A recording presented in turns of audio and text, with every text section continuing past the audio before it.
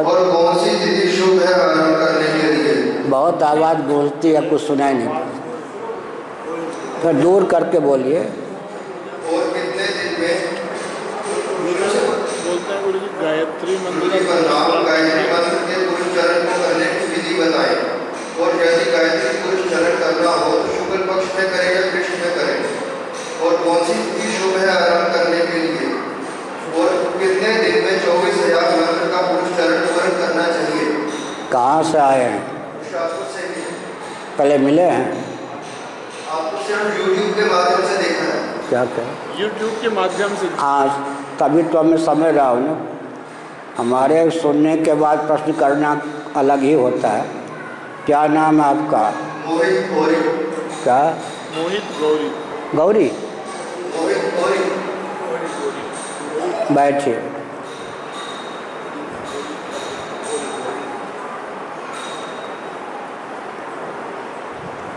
वेदों का पूरा तात्पर्य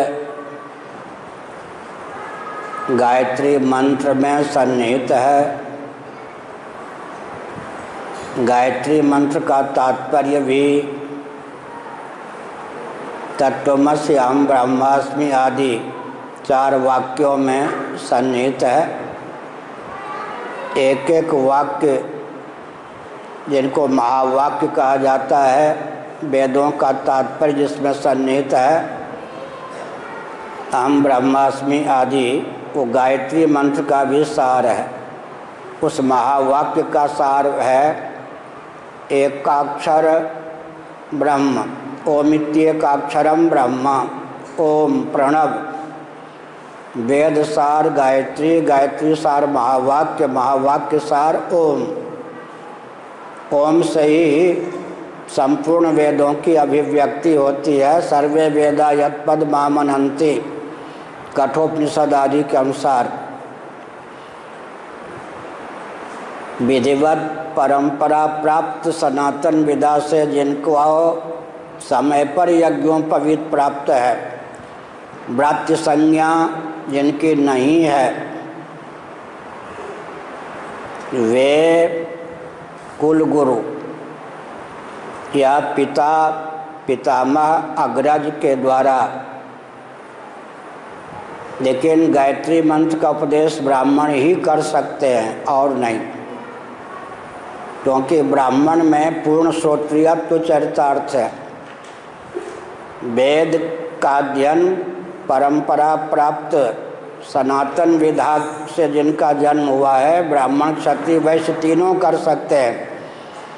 वेद का अध्यापन ब्राह्मण ही करा सकते हैं। दान ब्राह्मण क्षत्रिय वैश्य तीनों दे सकते हैं, ले सकते हैं, केवल ब्राह्मण ही।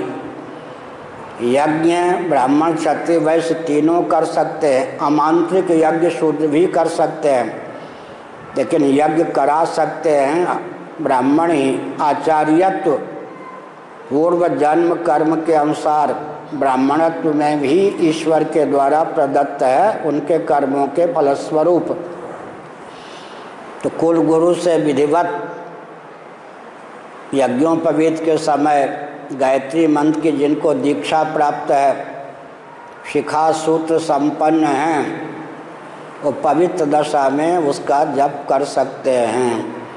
माइक से बोलने पर विस्फोट हो जाता है, क्योंकि मंत्र में एटम बम से ज़्यादा शक्ति सन्निहित है।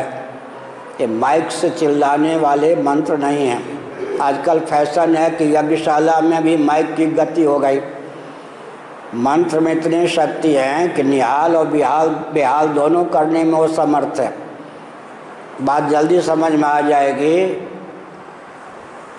एक दवा का विक्रेता है, हर दवा अमृत है, हर दवा विष है या नहीं?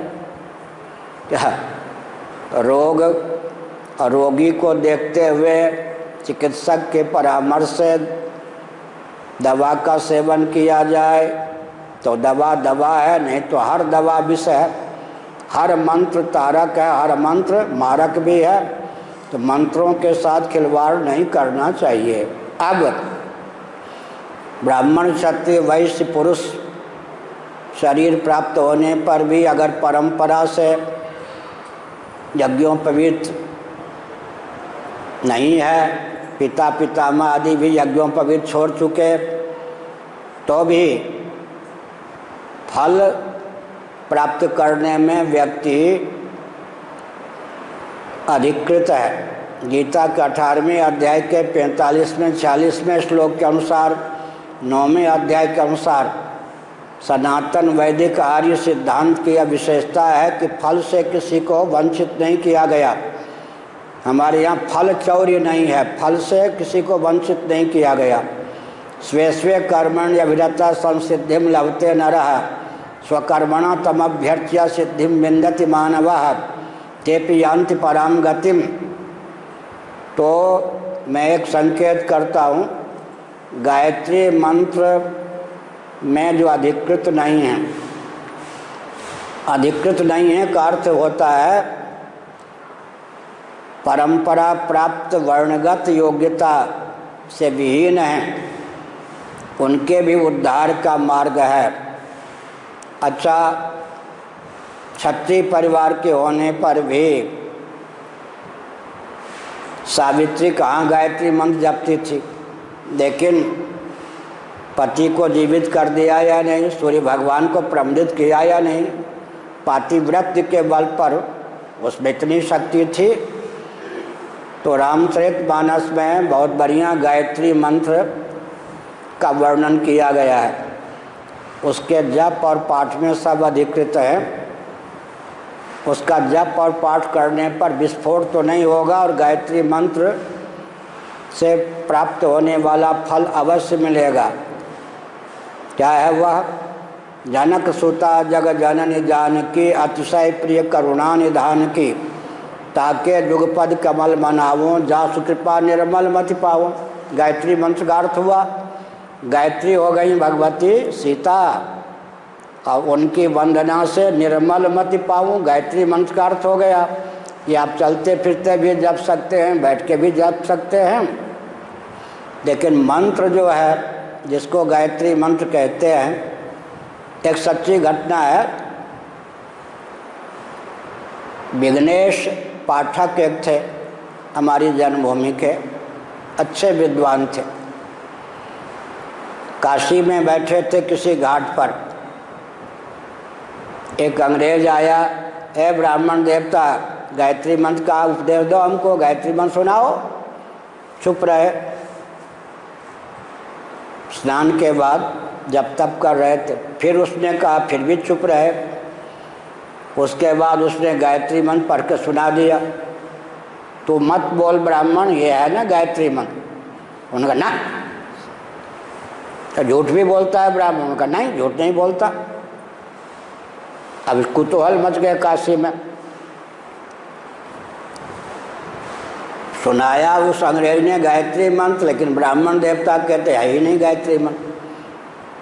वो ब्राह्मणों को इकट्ठा करके ले आया, विद्वानों को इकट्ठा करके ले आया। ये पंडित देखो कैसा दम्भी है, आप लोग बोलिए गायत्री मंत्र है या नहीं। पंडितों का मस्तिष्क भी नहीं काम कर रहा था, सबने कहा गायत्री मंत्र तो है। उन्होंने कहा ना, आप क्या कहना चाहते पंडित जी? विघ्नेश पाठक नाम होगा, हमको बहुत लाड प्यार देते थे। उन्होंने कहा कि अधिकृत व्यक्ति के कान में अधिकृत ब्राह्मण जब उपदेश करेगा तब इसका नाम गायत्री होगा। तुम्हारे मुख से निकला है, गायत्री का अर्थ क्या है? गान, जप के द्वारा त्राण करने वाला मंत्र। ये तो संहारक है, इसका नाम गायत्री नहीं। बात पंडितों के समझ में आ गई। तो गायत्री, अच्छा गायत्री मंत्र, ओम जो है तारक ब्रह्म कहा गया है उपनिषदों में ओम को। लेकिन अब कोई भी ओम ओम चिल्लावे तो मारक बन जाएगा, समझ गए ना। तो हमने निष्कंटक मार्ग बताया। जनक सुता जग जननी जानकी अतिशय प्रिय करुणा निधान की, ताके जुगपद कमल बनाऊं जासु कृपा निर्मल मत पाऊं। लेकिन ऐसे प्रश्न मुझसे रोज किए जाते हैं,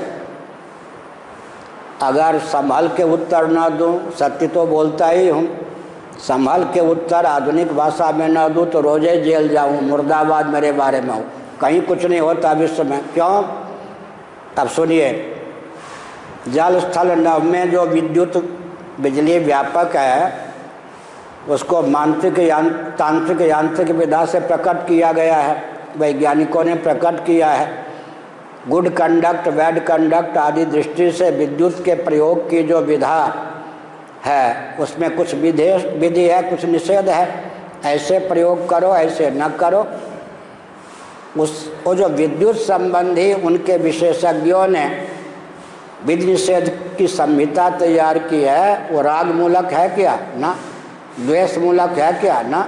कोरी भावुकता मूलक है क्या? ना। ना क्यों बोल रहा हूँ? हमारे आदित्य हैं, पूछो भोजन किया? ना। भोजन करोगे? ना। नो नहीं, ना। तो विद्युत संबंधी जो विशेषज्ञों ने विधि निषेध क्रियान्वित किया है वो राग मूलक नहीं, द्वेष मूलक नहीं, कोरी भावुकता मूलक नहीं, अज्ञान मूलक नहीं। इसी प्रकार मंत्र को लेकर, मूर्ति आदि को लेकर जो मर्मज्ञ विशेषज्ञ मनुष्यों ने विधि निषेध लागू किया है वो न राग मूलक है, न द्वेष मूलक है, न कोरी भावुकता मूलक है, न विवेक मूलक है। प्रयोक्ता मंत्र मूर्ति आदि से लाभान्वित हो सके, हानि से बच सके।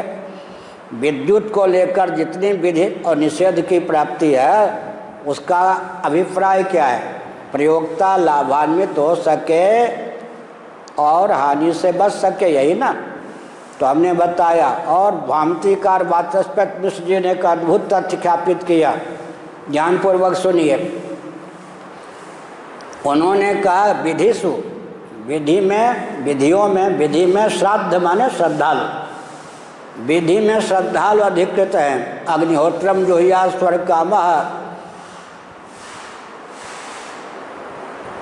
स्वर्ग कामो यजेत, लेकिन निषेध आज्ञा में आपकी श्रद्धा नहीं काम करती। परसों भी मैंने कहा था, सावधान, इतने वोल्टेज छुओगे तो मरोगे। अब निषेध आज्ञा का अनुपालन करने के लिए आप बाध्य हैं, श्रद्धा न होने पर भी। वैदिक निषेध आज्ञा की बात नहीं मैंने कही, बिजली संबंधी है, लौकिक निषेध है। अमेरिका में दक्षिण हाथ चलते हैं, भारत में वाम हाथ चलते हैं, उधर लेफ्ट राइट, इधर लेफ्ट। इस लौकिक विधा का भी उल्लंघन कर देंगे, दुर्घटना के शिकार हो जाएंगे, पुलिस अरेस्ट कर लेगी। इसका मतलब क्या है? शास्त्रों में विधि निषेध जो है उसका अनुपालन करने पर भी हम हानि से बच सकते हैं और लाभान्वित हो सकते हैं। इसीलिए आजकल के आस्तिकों से बड़ा डर लगता है। आस्तिक से डर लगता है, नास्तिक से डर नहीं लगता उतना। जितनी हमारी बात नेपाल के प्रधानमंत्री समझ गए जल्दी, आप थे मंच पर, उतनी जल्दी ये बात भारत के प्रधानमंत्री नहीं समझ सकते, न पूर्व न वर्तमान। जितनी जल्दी बात मेरी कम्युनिस्ट, वो भी चीन से हाथ मिलाने वाले नेपाल के प्रधानमंत्री समझ गए, उतनी बात भारत के भूतपूर्व या वर्तमान प्रधानमंत्री नहीं समझ सकते। आजकल के आस्तिकों से डर क्यों लगता है बता दूं?